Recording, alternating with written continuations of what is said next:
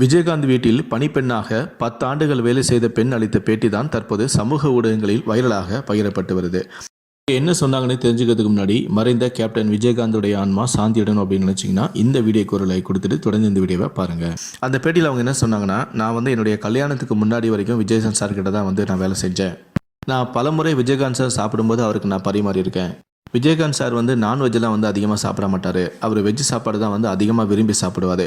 அடிக்கடி என்கிட்ட அதுதான் செஞ்சும் கேட்பார்.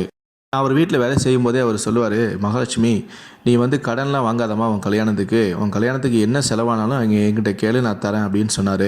நான் சரி வாயத்தில் தான் சொல்லுவார், கல்யாணத்தப்பெல்லாம் செய்ய மாட்டார் அப்படின்னு நினச்சேன். ஆனால் என் கல்யாணத்தப்போ கூட போய் நான் விஜயகாந்த் சார்கிட்ட போய் சொன்னேன், ஐயா எனக்கு கல்யாணம், கொஞ்சம் பணம் தேவைப்படுது அப்படின்னு சொன்னேன். மொத்தம் எவ்வளோமா தேவைப்படுது அப்படின்னு கேட்டு மொத்த பணத்தையுமே கொடுத்துட்டாரு. என்னுடைய கல்யாணத்துக்கு நான் வேறு எங்கேயுமே நான் கடன் கூட வாங்கலை. விஜயகாந்த் சார் தான் என்னுடைய கல்யாணத்தையே நடத்தி வச்சார். என் கல்யாணத்துக்கு அப்புறம் நான் வேலையை விட்டு நின்றுட்டேன். அதுக்கப்புறம் எனக்கு ஒரு ஹெல்ப் தேவைப்பட்டுச்சு. நான் கூட நினச்சேன், நம்ம விஜயகாந்த் சார்கிட்ட கேட்டால் செய்வாரா அப்படின்னு தெரியல. ஏன்னா நம்ம வேலையில் இருக்கும்போது நமக்கு செஞ்சார். இப்போ நம்ம தான் வேலையில் நிப்பாட்டிட்டோமே, திரும்ப போய் கேட்டால் நமக்கு செய்வாரா அப்படின்னு சொல்லி ஒரு சந்தேகத்தோடு தான் திரும்ப நான் உதவி கேட்டேன். அப்போ கூட முகம் சொல்லிக்காமல் நம்மக்கிட்ட வேலை செய்யாத அந்த பொண்ணு உதவி கேட்குது அப்படின்னு எதுவுமே நினைக்காம என்னம்மா ஹெல்ப் அப்படின்னு சொல்லி ஓடி எனக்கு ஹெல்ப் பண்ணார். விஜயகாந்த் சார் எனக்கு நிறைய பண உதவி பண்ணியிருக்காரு. அதே மாதிரி பண உதவி பண்ணும்போது கூட திரும்ப எதனாலும் எங்கிட்ட கேளுமா, நீ வேறு யார்கிட்டே போய் கேட்காத அப்படின்னு சொல்லியிருக்காரு.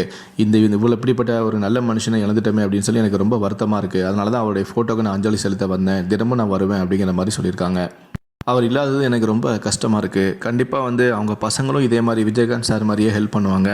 ஆனால் நான் அவங்க பசங்கக்கிட்ட கேட்குறது எனக்கு ஒரு மாதிரியாக இருக்குது. அதனால் நான் இனி அவங்க பசங்ககிட்ட எந்த விதமான உதவியும் நான் கேட்க மாட்டேன்.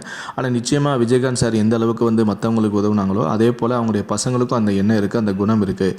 அவங்களும் எல்லாத்துக்குமே உதவுவாங்க அப்படின்னு சொல்லி பணிப்பெண் அளித்த இந்த பேட்டி தான் தற்போது சமூக ஊடகங்களில் வைரலாக பகிரப்பட்டு வருகிறது.